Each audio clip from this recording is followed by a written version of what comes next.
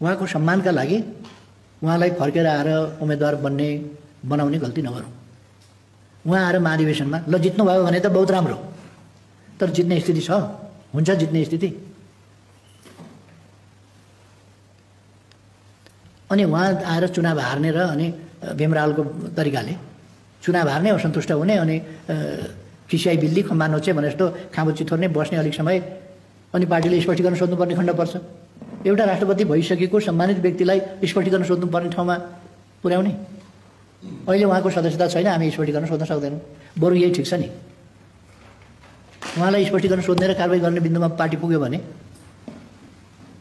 कति नराम्रो सुनिन्छ, कति नराम्रो देखिन्छ। भोलि हारेर चाहिँ नि अब कुनै पनि पोजिसनमा नहुँदाखेरि केन्द्रीय कमिटीमा हार्नुभयो भने के हुन्छ?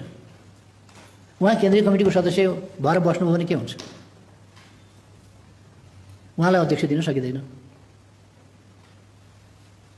अनि उहाँ चुनाव लड्नुभयो भने एकदम निश्चित कुरा के हो भने उहाँ हार्नुहुन्छ,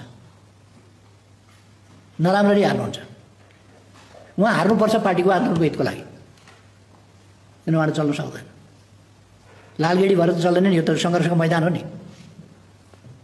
आँखाको सबैको आँखामा हाल्दा नबिजाउने लालगेडी भएर चल्छ आन्दोलन?